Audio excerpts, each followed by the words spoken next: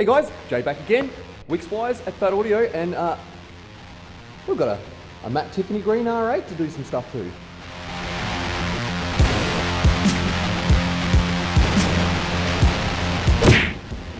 Alright, so let's go through what is going in the R8. Our own custom Facia kit for R8 right-hand drive. These have been designed for the 702.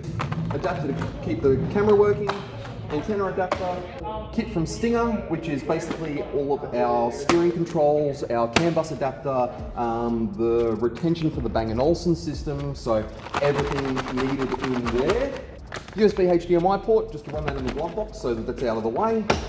We've got a Track My Ride, one of their new 4G trackers, 702D. This will not use any of our speaker wire pins. In behind the dash of these, there's not a lot of space. So we need all the real estate we can get. Better get this stuff out and start making it work. Seriously, these head units are nuts. Fat Audio Concepts may contain local and internationally sourced nuts. Here we go, there's our harness. As you can see, I've got to D-pin all those speaker wires, so I'll, first things first, strap off the tape, get my D-pin tool out and start pulling it apart.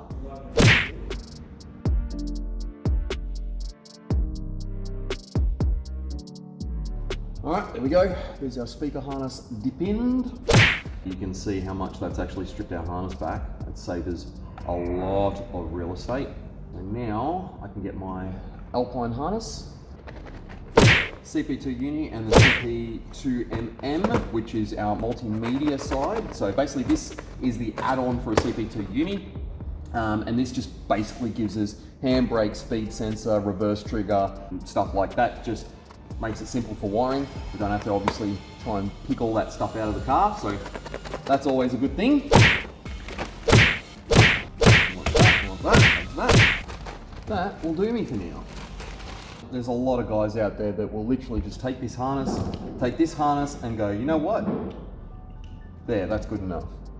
We do not do that. So like I was saying before, our real estate is reasonably limited in there behind the dash as well, so extra plugs are going to cause an issue.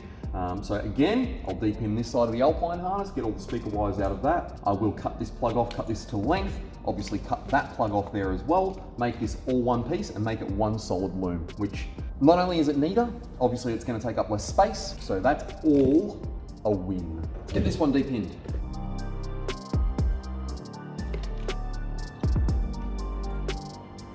There's them.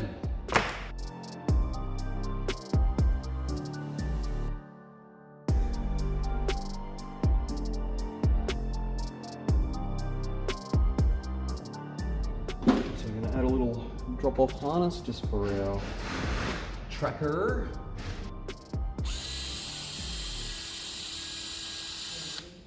Lovely.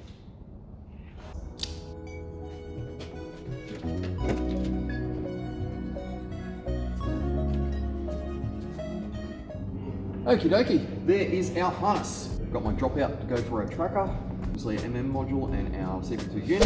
RCAs, it's going to run direct RCAs out of the deck, and pretty much all our other connections. So all done, time to actually get inside the car and get the damn thing apart. We cheated, it's already been out once. So the other fun thing I've got to do while I'm in here is this car has a Parrot Kit in here, Parrot Bluetooth Kit, because of course these didn't come standard with anything. And it's actually funny because these are so outdated. They have no Bluetooth, they have no USB, they have no, like, they're just nothing. They have basically jack all. So that's why they need an upgrade. And there's our stock deck, which, yep. Anyway, wonder how bad this is in here. Uh-oh, it looks exciting in there. Oh. Oh, God. Mr. Tim, can you please go grab me some rags? Let's get it done. Why is there all these cut off wires?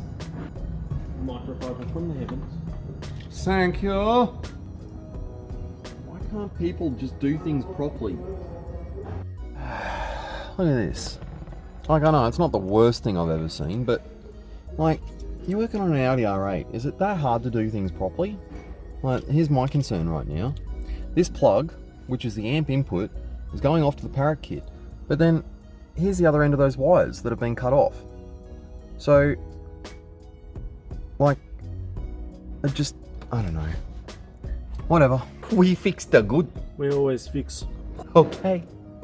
And of course, what's that? Oh, what? It wasn't installed properly. It's literally just sitting there. Beautiful plumage. No, not at all. Who would do a thing like that? The only way this is going to get fixed is by fixing it.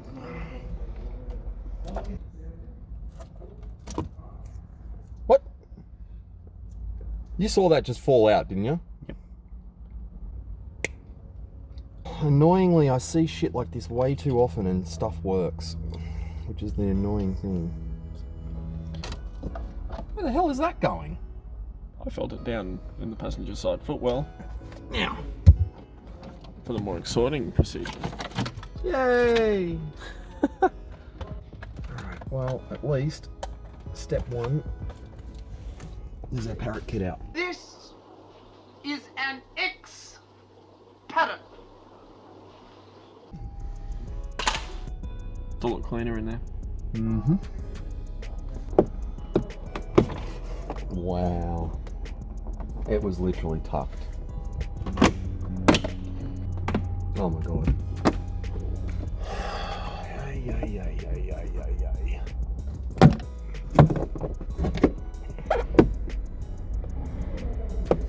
Bam. Like it was never there. Which would have been ideal, I think. Well, I would have preferred it to just not be there in the first place. Yeah, 100%. Something's been hooked up to that before. That's interesting. God, you could have left a little bit more length than that, couldn't you? No. No, of course not. Why would you do a thing like that? Perfect. Apparently. Goodness me. Good grief. I'll give you grief. Are you hearing this, YouTube? Goodness me. I would have loved like 10 mil more wire. I worry every day and all day.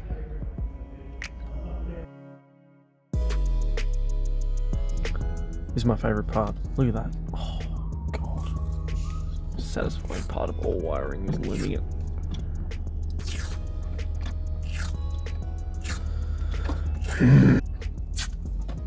Oh, look! It's almost like it was meant to be that way. Yeah, I know, huh? Well, now that I've repaired them and put them back, I can literally just relume it. All terrible wiring aside, these are a gorgeous car. They are a gorgeous car. And now we have wiring that matches said gorgeous car. Yes. I've Lovely. just got to trace where the hell Mr. Orange. this one yeah, goes, all the way just down behind the dash somewhere. I've got to get these USBs out. Yep. So, I think that's the next task. I do need to get this pillar out though, because I need to do a digital antenna and a GPS. This has been out before too. Someone didn't put it back in properly. And these goddamn stupid freaking Volkswagen clips. I love These things are the bane of my existence. Now comment, because seriously, who else has played with these clips and hates them? Because they are the most annoying little shits, because they never sit right, they always move, especially on side sills, and they want to fall out every single panel you pull apart. Geez, I'm not passionate about this at all, am I? No, I just noticed. Honestly, Yeah, I'm quite blank face about it, aren't I, Josh? Yeah. I don't think he cares at all. Not at all. Not one little bit. The thing that I really love, Jay, What's that? is that those very annoying clips can be found on anything from a little Volkswagen Golf to an Audi R8 V10. Really? Can they? I don't No know. way. I did not know that. I didn't either. Really? Yeah. Well, now apparently both of us do. Isn't that good to know? Jesus Christ. Oh. All right, that is the last of the Parrot. Well, almost the last of the Parrot out. That's most of it. That's a lovely looking pile of stuff that is no longer in this car. Owner's manuals in Alcantara. That's just lovely. Look at that. Look at that. Oh, goodness me. That is just... wow. That is beautiful. Want to buy an Audi R8 just for the owner's manual. It's the little bits of detail in these cars too, like the shift knob matches the... yeah, all the knobs match. All the dials. Don't you like matching knobs? Oh, I love a good matching knob. So what is it they haven't popped off there, Jay? In the glove box, you can't really see it without a torch. They've got two spots where they've got like ports for cigarette lighters. Oh. And you can actually pop the blank out to give you a spot to put like a USB port or something like that. But they haven't actually popped the whole thing out. All they've done is just drill a hole through the thing, and that's it. But you need fingers of steel to be able to pop these things out. Sam struggles with it, he can't do it. Somehow I managed to do it, but there's a trick involved, and that's basically hands of Incanal. Unfortunately, the only way to do this to get the right amount of force on it is to become a contortionist and get the hell in.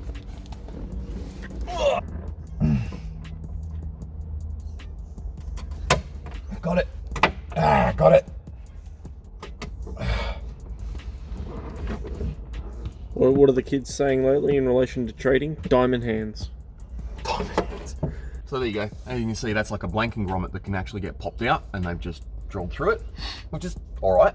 But we've got a USB/HDMI port to go back into that spot anyway, so he's got something he can run through. So that's why you need the fingers of steel.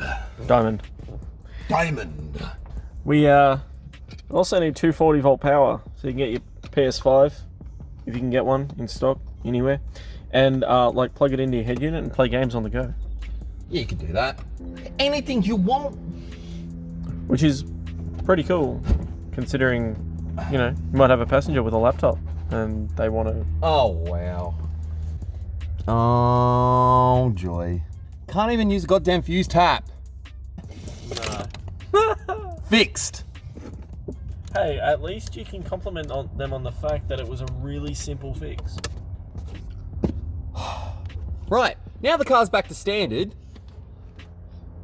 And now we can actually, like, put a head unit in the goddamn thing. Yeah! All wired. So it's just testing time before we do anything else. See, we've got the DAB and the GPS done. So now it's plug her in and make sure we are all good.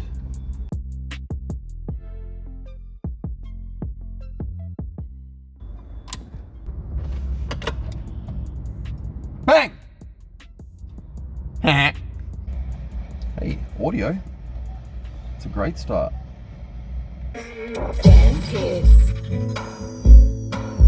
Yeah, okay. Wow.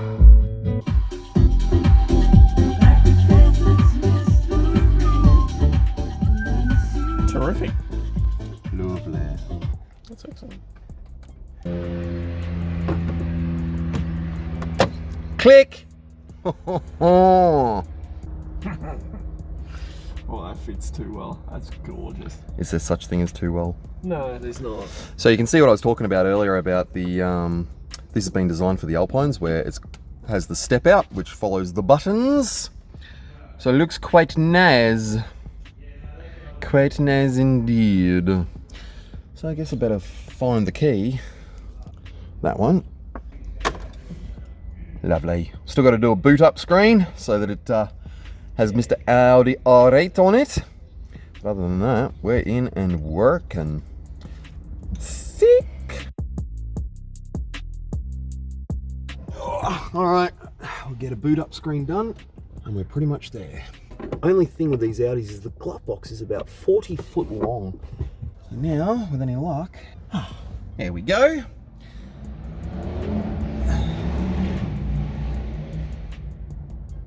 And done. That was it. Now we can pull him out, and when we do a power down and a power up, Bam, bam, bam, ba-da-da-da-dum, bam, bam, bam. Sweet. That's awesome. We are done. Beautiful. So I just got to go through, do some radio stations, some presets, do a little bit of time alignment, and finito. Lovely. There we go, guys. 702 into an Audi R8 with our custom fascia. Looks very nice in there. I'm sure the customer is going to absolutely love it, because like every single one of these we do with the Bang & Olufsen system, they sound absolutely awesome for a stock system. It's just, that head unit makes so much difference to the way it sounds. Like, it's literally chalk and cheese. So again, thanks for watching, guys. Like, subscribe, all of that. Comment below. Tell me what you think. We'll go from there, and I'll see you next time. So, see you guys. Bye.